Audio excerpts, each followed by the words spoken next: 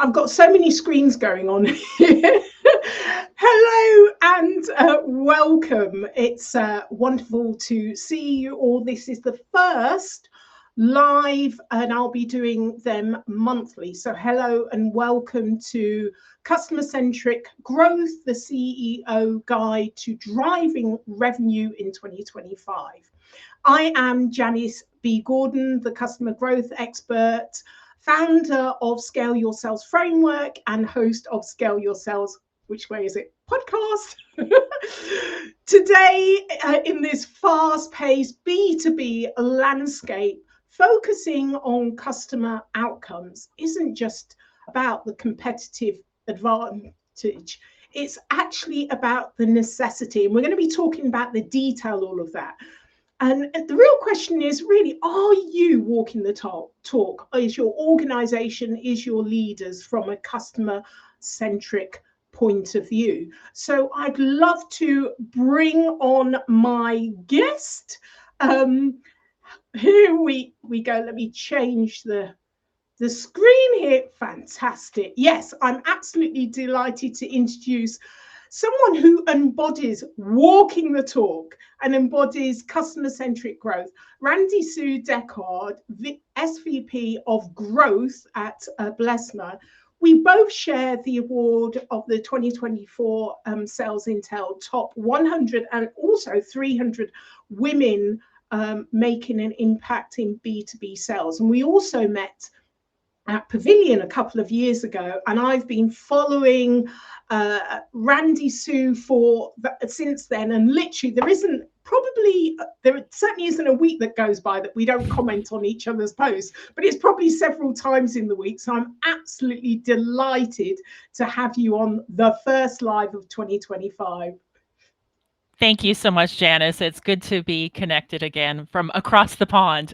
Yes, let's not forget that. The beauty of these lives is actually having different perspectives. We're in a global world, and with me being in London and you in the US, it's really interesting, some of the conversations and differences.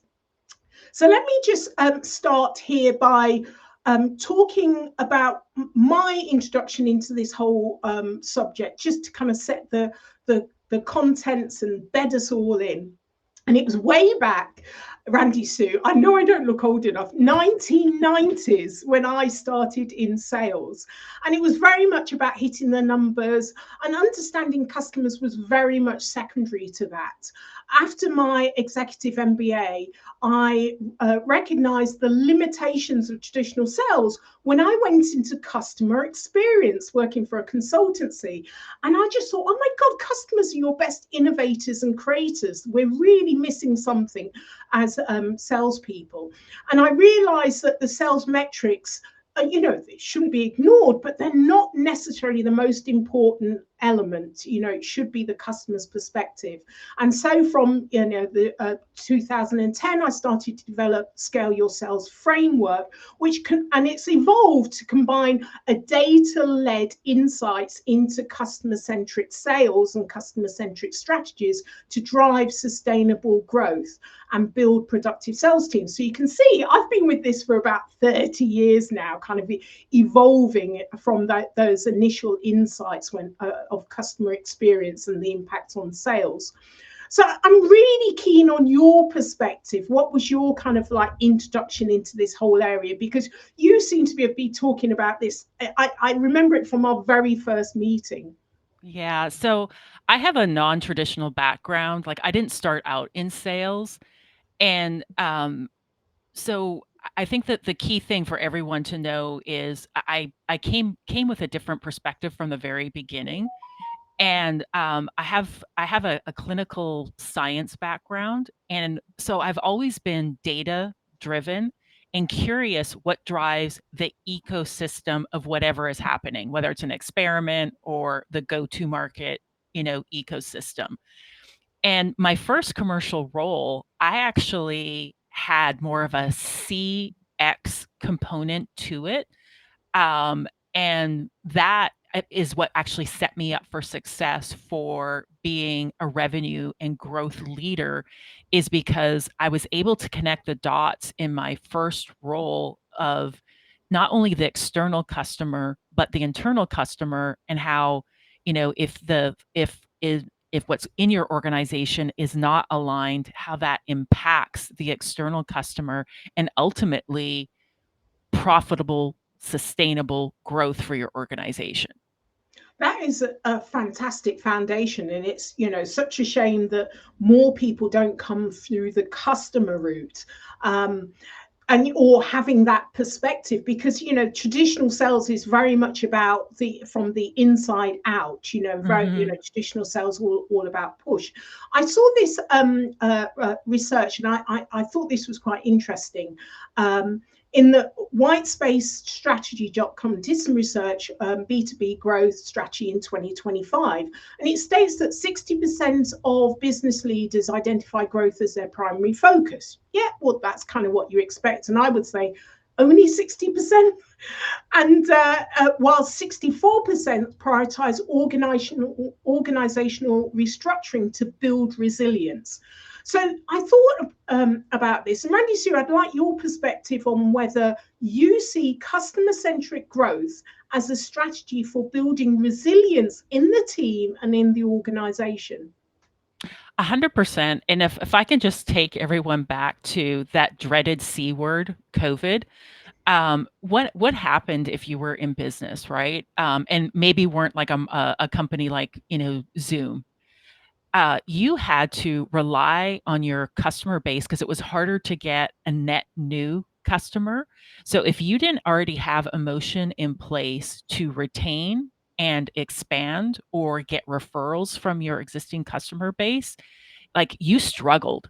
And this is where having like that closed loop feedback and emotion at the end, and also making sure that you are meeting your customers' expectations, so your brand delivers on your promise, which also ties into sales, how they talked to the customer and set those expectations. If you don't have that all built in, you're going to lack resilience, because through tough times, you can still not just survive but thrive as a business if you focus on your customers and making sure that they have recurring impact and are talking about it, because they can help you build an amazing referral loop.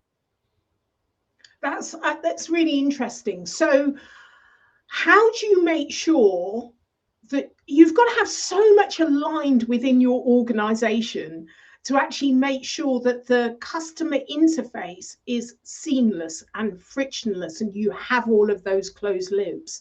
So how do you go about making sure that you have all of that alignment and collaboration in place?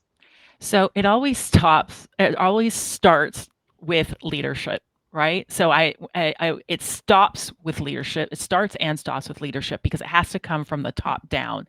If the CEO and the executive suite are not talking about this and making sure they're not just talking, but they actually have set, organizational KPIs that are pushed down, it is not going to work. And so the CEO and the executive leadership have to be bought in on what customer-centric means in their mission for the organization and how they're going to live up to that mission. And one of the easiest ways that I've found, whether I'm advising or I'm in an organization, is sitting down with leadership and pulling out a customer journey map and asking people, where do you think we are in the maturity of our customer journey map? And when I say maturity, it's like, have we removed friction? What are pain points? Do we have the right feedback loops? And I think it's interesting, the dichotomy between reality and perception. So this is a fabulous exercise. And honestly, in most companies, this is something that I do within my first 30, 60, 90 days with leadership, to get buy-in if it isn't something that's already in place.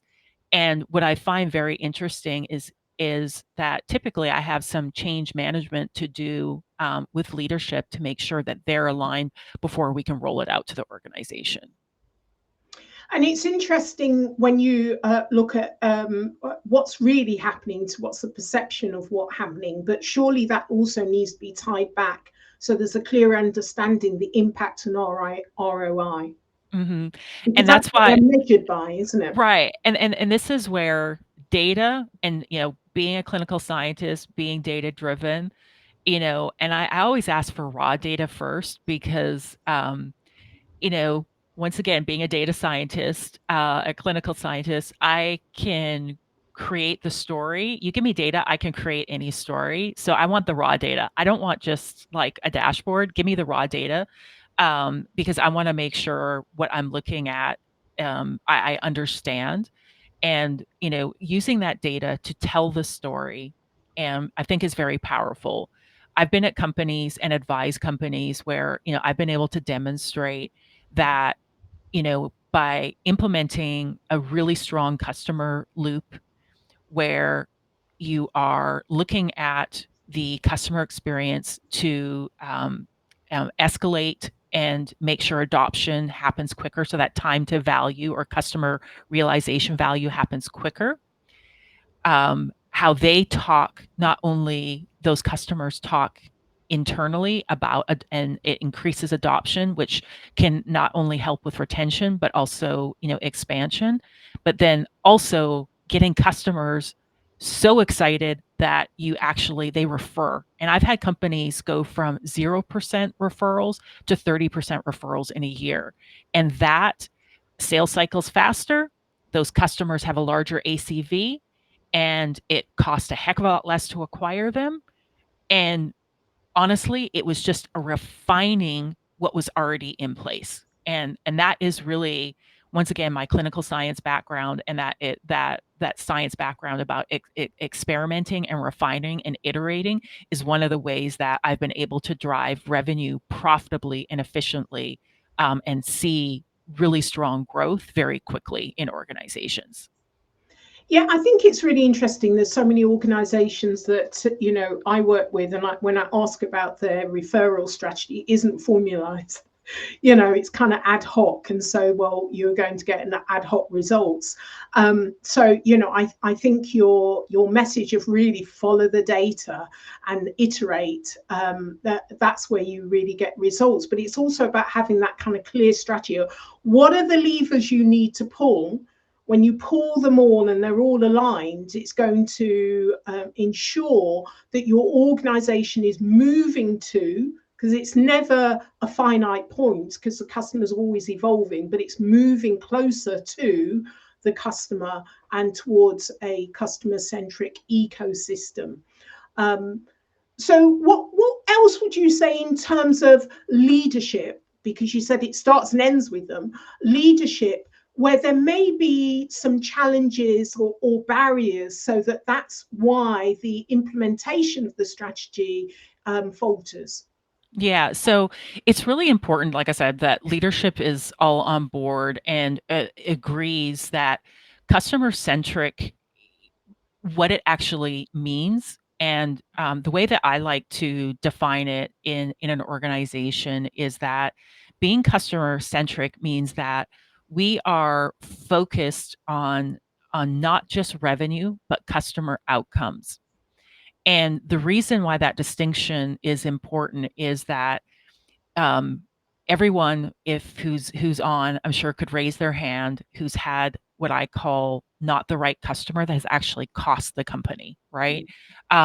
Whether they use exorbitant amount of help desk or development time because they just weren't the right fit, right? But sales got them through. So once again, having your brand promise live up to a customer means that you are going to attract the right customer. That means that they're going to go quicker. You're going to use less resources, and you will grow revenue quicker because of what I mentioned earlier. But it's getting everyone on board that it's not just the actual revenue number, but customer outcomes, because customer outcomes will drive profitable and more efficient growth. You're going to see a decrease in the cost to acquire. You're going to see an increase in retention, a decrease in churn, an increase in expansion. So, yes, you will have growth, but it may be that you're more profitable and not that it's from a net new logo customer. And when you're looking at it that way, like I said, you can really has sustained and also have that resilience that we talked about earlier. Because let's face it, in business, you never know. Like, knock on wood, we don't want another COVID, but like right now, AI is disrupting. So how are we being more efficient? Like, that's one of the ways that AI is just disrupting us right now. We have to be more efficient. And we have to build closer relationships with the customer. We have to be Yes. more human, but AI enables that, and we're able to better match the expectations of customers. There was Yes. one poll, and that I'm sure you saw, I did at the beginning of the month, because it's the theme of customer centricity this month in our content. And the question, the poll asked if leaders had a role to, are the key influences in terms of customer centricity. What is the role that they play, and is it a priority for leaders? And interesting enough, 89% of those that responded said yes, it is a priority. But Alice Hyman, there was a back and forth in the comments, and she said, well, if most of us agree that it is a priority, why is it that she's not seeing this on the ground? And it's organizations say, yes, customers are a priority, but it's the implementation of all of the strategy and the iteration that you talked about that enables that to happen. So we're not always seeing this on the ground. I 100% agree. And one of the questions that I always ask, like I said, in my first 30, 60, 90, or if I'm advising the leadership, is, who here has talked to a customer this week? And honestly, usually I get no hands or maybe one hand. And this is something that is a problem. Leadership needs to be connected to customers, whether that's through a customer advisory board or actually interacting with a customer on a regular basis. As a leader, I interact with customers, on a weekly basis, because there's something about actually hearing it directly from a customer and also bringing those stories back to share. It makes such a difference when we have a meeting and we share, when I spoke with X, they said this. It is just so much more meaningful. And I think as a leader, I am more invested because I feel like I understand our customers better and what drives them because I actually talk to them. Yeah, that's interesting. There's a question similar to that I often ask the leaders of my company, and what is the impact of that decision on your key customers? Yeah. Your most valued customers. Yeah. What is the measurable impact? And it's that uncomfortable shifting in your seat. It's like, yeah. Well, and if they can't answer that, it's because they don't actually understand how they're, like you said, how their customers would be impacted. And so as a leader, how can you make these decisions if you don't understand how your customer actually uses your product or the value that your customer gets? So it's not about our features or whatever. Like, I cannot tell you how many times we've had, conversations with customers and realized how they're using it is not how we actually thought they were using it and what's valuable to them. Like, why are we building this, right? So that is why it is so critical for leadership to understand that, and also have those closed loop feedbacks, because that's going to drive what product does. No one wants, oh, we dropped a feature and yeah, okay, check for the sprint, but customers could care less. What's the point, right? It's not impacting the business. Absolutely. And I smile because This is my whole kind of starting point when I went into customer experience and realized that we set customer journeys for them, looking at new product development or testing of products. And you had, the marketers, the designers, the tech people all sitting there with the customers, and they couldn't talk. And the customers would always find the shortcut. They would always find the route that hadn't been designed in. They would always find the quickest, smartest way. And and even the technical people were completely astounded how customers that were non-technical beat them at their own game. And so it's critical, absolutely critical, not to have the inside out thinking, but very much it outside in. And in order for that to happen, you have to be sitting at the table with the customer all the time, and be aware of what's changing in their business. And you're simply moving and flowing with where your key customers are moving and flowing. You've got to be in sync, haven't you? 100%. And it is, like I said, it's also critical that not just leaders understand this, but employees are aligned as well. And that's why, like I said, it has to start at the top, that this is a priority in how we operate. Otherwise, like I said, you'll have product going off, developing features that they think are where we should go next, and that's not actually how customers are using the product or what would be actually meaningful to them. Yeah. So 76% of B2B customers expect consistent interaction across all the departments, requiring a seamless interaction. So in terms of cross-functional alignment, what do you say needs to be in place for that to happen? So I always talk about the foundations, and I always say it is important to be consistent before you wow. So in customer experience, we have it's called MOT, moment of truth. That's something that's really important to a customer. And so wherever things that are super important to the customer, those interaction points are, you have to be consistent. So that means that a customer experiences your brand the same way over and over. And the best scenario I can give that is, not business, is like, if you have a favorite restaurant, and you go and you order your favorite meal, you are expecting a certain taste. And if you've ever gone and for some reason it's not the same, how disappointed you are, right? It leaves this blah in your mouth. Well, think about that from the customer perspective in business, is that if you are if you are consistent, so that means and think about all across the journey, how your sellers set expectations dictates how a customer perceives their onboarding and implementation, and how a customer is actually onboarded and implemented, plus what the sales team does impacts their time to adoption and value. And like I said, it just keeps rippling down. And so everyone has to not only share their experiences, but be continually iterating for a consistent result. And that means that you have to have this cross-functional collaboration, but everyone needs to understand how they're impacting the customer. And that's where having, like I said, these conversations at leadership and then your frontline leaders. And so it trickles down. So everyone understands how they're actually impacting the customer, what they do on a day-to-day basis, and what the customer cares about the most. Yeah. Yes. Absolutely. Yeah.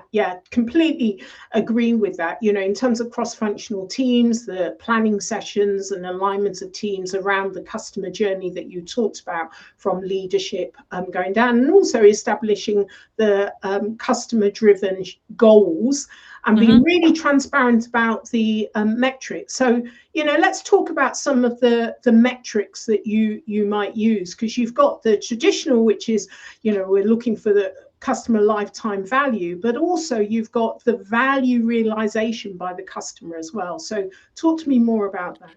Yeah. So what you want to do when you're focused on customer outcomes is, when is the customer articulating value?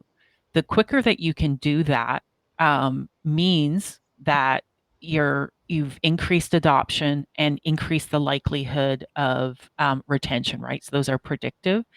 And this is where customer success and how you're gathering insights is super, super crucial. I want the customer articulating, saying, I found this valuable, right? Like, so literally having keywords and pulling out of recorded transcripts, the customer's own words saying, I've found value and I'm like, looking to the next thing, like to a higher adoption. Those are the things that we look for. And we actually have time. Like, what is the average time for a customer to receive value? In my current company, that's 30 days. That's kind of our brand promise, that within 30 days, you will have received this value. And we're looking for that within 30 days. Your company may be different. And if we are ahead, great. If we're behind, why? Was it an anomaly? What was driving this? And is this something that we should take action on? Not everything that's an outlier or an anomaly means you should take action on it. And that's, once again, having that cross-functional collaboration and understanding, because you don't want to put a huge amount of resources if it truly is an outlier or an anomaly versus, oh, something's drifting in our process and system. Yeah, love it. Love it. All right. Well, if we've got any comments coming through, I will also check because I know a lot of people view the recording, but let me just kind of summarize some of the key points and fantastic takeaways from all of the insights that you have given us, Randi-Sue.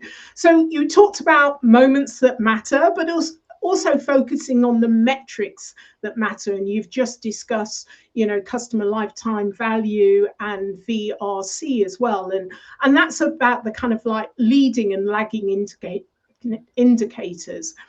It's fostering collaboration and conducting and aligning your teams to the customer-centric goals, and assigning customer-centric champions, whether that's your leader, but you also talked about making sure that we have a clear understanding of who is our customer and their perspective, not only from leadership, but as we go through the organizations at different level. And, engaging with strategic customers, I mentioned quite a few times about key customers, your most valued customers. That's the direction that we need to focus on. And whether you have an executive sponsorship program around that, you talked about ensuring, on a weekly basis, as you do, sitting down with the customer and really understanding the feedback loops and making sure they're closed feedback loops and you're acting on them, and scheduling regular touch points with your key accounts and customers to really build that trust and that first-hand feedback that you mentioned. And then also building customer-centric cultures as well. So it's got to be company-wide communication. Everyone's aligned on the same page. So I'd like to leave you with the final word, Randi-Sue. What's your kind of final advice and comment that you would like to give our audience? This is everyone's responsibility. So, obviously it starts, at the top, but everyone makes an impact. And, I think one of the biggest things for me is that I know that I've had success in an organization when I've had people who are not client facing say, oh my gosh, I get it, why what I'm doing is important. And so that's an internal signal to look for in your organization for the people who aren't client facing, when they're able to connect how they're impacting the customer. Love that. Love that. Excellent. Okay, so do not forget that on the next live is the 18th of March, where I'll be talking about diversity in sales. This is another conversation we've talked about a lot, Randi-Sue. A business imperative, political battleground. There's so much that has changed, hasn't there, Randi-Sue, and Yes. happening, and like looking at the US, UK perspective.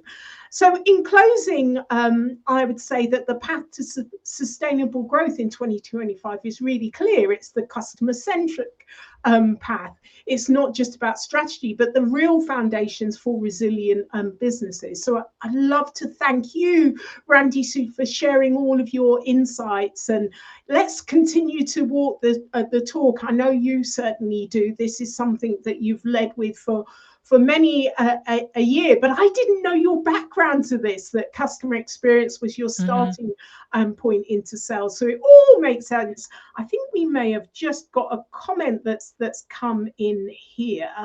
I don't know if I can see it. Oh, great insights. Great insights. Thank you very much. Just in the nick of time. That's absolutely fantastic. So thank you so much, Randi-Sue, for all of your insights. Thank you.